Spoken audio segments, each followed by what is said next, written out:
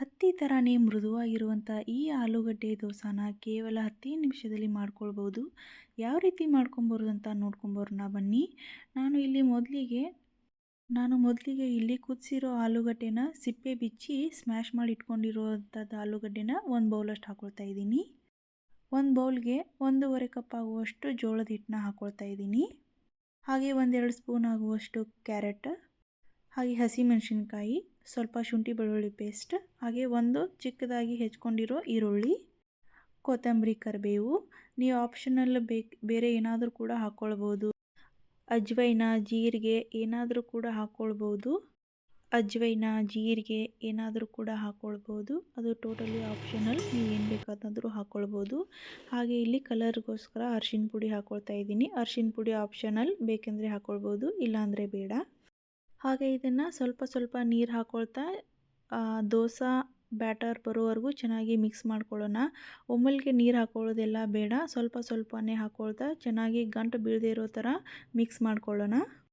ಒಮ್ಮೆಲ್ಗೆ ನೀರು ಹಾಕೊಳ್ಳೋದ್ರಿಂದ ಗಂಟು ಆಗೋ ಸಾಧ್ಯತೆ ಇರುತ್ತೆ. ಅದಕ್ಕಾಗಿ ನಾನು ಸ್ವಲ್ಪ ಸ್ವಲ್ಪನೇ ನೀರನ್ನು ಹಾಕ್ಕೊಂಡು ಮಿಕ್ಸ್ ಮಾಡ್ಕೊಳ್ತಾ ಇದ್ದೀನಿ. ನೋಡ್ತಾ ಇರ್ಬೋದು ಯಾವ ಥರ ಕಲಿಸ್ತಾ ಇದ್ದೀನಿ ಅಂತ. ಅದೇ ಥರನೇ ನೀವು ಕಲಿಸ್ಕೊಳ್ಳಿ.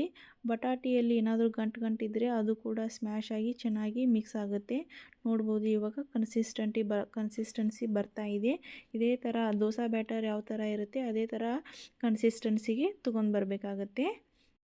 ಸ್ವಲ್ಪ ಹೆಚ್ಚು ಕಡಿಮೆ ಆದರೂ ಕೂಡ ಏನಾಗಲ್ಲ, ದೋಸೆ ಫೇಲ್ ಆಗೋದು ಆ ಥರ ಎಲ್ಲ ಏನಾಗಲ್ಲ, ಚೆನ್ನಾಗಿ ಬರುತ್ತೆ. ಹಾಗೆ ಈ ಟೈಮಲ್ಲಿ ರುಚಿಗೆ ತಕ್ಕಷ್ಟು ಉಪ್ಪನ್ನು ಹಾಕ್ಕೊಳ್ಳಿ. ಆಲೂಗಡ್ಡೆ ಹಾಕೋದ್ರಿಂದ ಸ್ವಲ್ಪ ಉಪ್ಪನ್ನು ಜಾಸ್ತಿ ಹಿಡಿಯುತ್ತೆ. ಇದು ಸ್ವಲ್ಪ ಉಪ್ಪು ಜಾಸ್ತಿ ಆದ್ರೇ ಚೆನ್ನಾಗಿ ಬರುತ್ತೆ ದೋಸೆ.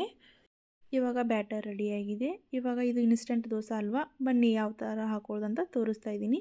ಇವಾಗ ನಾನು ಮೊದಲಿಗೆ ಪುಟ್ಟ ದೋಸೆಯನ್ನು ಹಾಕ್ಕೊಳ್ತಾ ಇದ್ದೀನಿ ನನ್ನ ಮಗನಿಗೋಸ್ಕರ.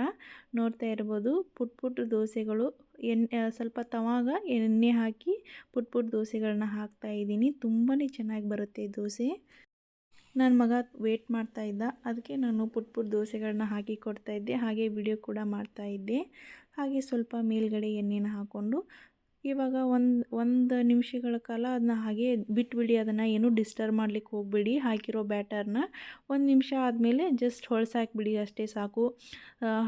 ಐರನ್ ತವಾಗ ಹತ್ತೋದಾಗಲಿ ಏನೂ ಆಗಲ್ಲ. ತುಂಬಾ ಚೆನ್ನಾಗಿ ಹೂವಿನ ಥರ ಹತ್ತಿ ಥರ ಬರುತ್ತೆ ದೋಸೆ. ಸ್ವಲ್ಪನೂ ಫೇಲ್ ಆಗೋ ಥರ ಏನಾಗೋದಿಲ್ಲ. ಇನ್ಸ್ಟೆಂಟ್ ರೆಸಿಪಿ ಆದರೂ ಕೂಡ ನಾನು ಇಲ್ಲಿ ಸೋಡಾ ಆಗಿರ್ಬೋದು, ಈನೋ ಪೌಡರ್ ಆಗಿರ್ಬೋದು ಯಾವುದನ್ನೂ ಬಳಸಿಲ್ಲ. ಒಂದು ಸಲ ಟ್ರೈ ಮಾಡಿ ಹೇಳಿ ಯಾವ ರೀತಿ ಬಂತಂತ ಹೇಳೋದನ್ನು ಮಾತ್ರ ಮರಿಲಿಕ್ಕೆ ಹೋಗಬೇಡಿ. ನೋಡ್ಬೋದು ಇವಾಗ ಮತ್ತೆ ಸೀದಾ ಹಾಕ್ತಾ ಇದ್ದೀನಿ. ಎಷ್ಟು ಚೆನ್ನಾಗಿ ಎರಡೂ ಬದಿ ಕೂಡ ತುಂಬಾ ಚೆನ್ನಾಗಿ ಹಿಟ್ಟಲ್ವಾ, ಚೆನ್ನಾಗಿ ಫ್ರೈ ಮಾಡಬೇಕು. ನೋಡ್ಬೋದು ಆಲ್ಮೋಸ್ಟ್ ಚೆನ್ನಾಗಿ ಫ್ರೈ ಕುಕ್ ಆಗಿದೆ. ಇನ್ನೊಂದು 1 ನಿಮಿಷ ಇನ್ನೂ ಸ್ವಲ್ಪ ಕುಕ್ ಆದರೆ ಆಯಿತು. ಇವಾಗ ಸ್ವಲ್ಪ ದೊಡ್ಡ ದೋಸೆನ ಹಾಕಿ ನಿಮಗೆ ತೋರಿಸ್ತಾ ಇದ್ದೀನಿ. ನೋಡ್ಬೋದು ದೊಡ್ಡ ದೋಸೆ ಹಾಕ್ತಾ ಇದ್ದೀನಿ. ಒಂದು ಕೂಡ ಹಾಕ್ಕೊಳ್ಬೋದು ದೊಡ್ಡದು. ನಾನು ಸ್ವಲ್ಪ ಚೇಂಜ್ ಆಗಿರಲಿ ಅಂತ ಒಂದೇ ತವಾದಲ್ಲಿ 4 ದೋಸೆ ಹಾಕಿ ತೋರಿಸ್ತಾ ಇದ್ದೀನಿ ಅಷ್ಟೇ. ನಿಮ್ಗೆ ಬೇಕಂದರೆ ನೀವು ಒಂದೇ ದೋಸೆನ ಹಾಕ್ಕೊಳ್ಬೋದು ದೊಡ್ಡದಾಗಿ. ಮಕ್ಕಳಿಗೆ ಟಿಫನ್ ಕಟ್ಟೋಕ್ಕಾಗಿರ್ಬೋದು ಎಲ್ಲದಕ್ಕೂ ತುಂಬಾ ಚೆನ್ನಾಗಿರುತ್ತೆ. ಇವಾಗ ಹೊಳಿಸಿ ಹಾಕ್ಕೊಳ್ತಾ ಇದ್ದೀನಿ. ಇಲ್ಲ ಆರಾಮಾಗಿ ಈಸಿಯಾಗಿ ಬಿಡ್ತವೆ, ನೋಡ್ತಾ ಇರ್ಬೋದು ನೀವು. ಸೊ ಅದನ್ನ ಹೊಳಿಸಿ ಹಾಕಿದ ಮೇಲೆ ನೋಡಿರ್ಬೋದು ತಳಗಡೆ ಕಲರ್ ಫುಲ್ ಚೇಂಜ್ ಆಗಿರಬೇಕು, ಬ್ರೌನ್ ಕಲರ್ ಬಂದಿರಬೇಕು, ಅಂದರೆ ಕಂಪ್ಲೀಟಾಗಿ ಕುಕ್ ಆಗಿದೆ ಅಂತ ಅರ್ಥ. ತುಂಬಾ ಚೆನ್ನಾಗಿರುತ್ತೆ. ನೀವು ತುಪ್ಪ ಕೂಡ ಹಾಕ್ಕೊಳ್ಬೋದು, ಎಣ್ಣೆ ಕೂಡ ಹಾಕ್ಕೊಳ್ಬೋದು. ಮನೆಯಲ್ಲಿ ಒಂದು ಸಲ ಟ್ರೈ ಮಾಡಿ ಹೇಳಿ ಯಾವ ರೀತಿ ಬಂತಂತ. ನೋಡ್ತಾ ಇರ್ಬೋದು ಸಿನಿಮ್ಯಾಟಿಕ್ ಶಾರ್ಟ್ನ ತೋರಿಸ್ತಾ ಇದ್ದೀನಿ. ಪುಟ್ಟ ದೋಸೆಗಳು, ಹಾಗೆ ಸ್ವಲ್ಪ ದೊಡ್ಡ ದೋಸೆಗಳು. ಮೊಸರಿನ ಜೊತೆ ಅಂತೂ ಬೆಸ್ಟ್ ಕಾಂಬಿನೇಷನ್ ಅಂತಲೇ ಹೇಳ್ಬೋದು. ನೋಡ್ತಾ ಇರ್ಬೋದು ಹತ್ತಿ ಥರ ಎಷ್ಟು ಮೃದುವಾಗಿ ಬಂದಿದೆ ಅಂತ. ಮನೆಯಲ್ಲಿ ಟ್ರೈ ಮಾಡಿ ಹೇಳಿ ಯಾವ ರೀತಿ ಬಂತು ಅಂತ ಹೇಳೋದನ್ನು ಮರಿಲಿಕ್ಕೆ ಹೋಗಬೇಡಿ. ಇಷ್ಟ ಆದರೆ ಲೈಕ್ ಮಾಡಿ, ಕಮೆಂಟ್ ಮಾಡಿ, ಶೇರ್ ಮಾಡಿ. ಒಂದು ಪುಟ್ಟ ಕಮೆಂಟನ್ನು ಕೂಡ ಮಾಡೋದನ್ನು ಮರಿಲಿಕ್ಕೆ ಹೋಗಬೇಡಿ. Thank you so much. Bye friends.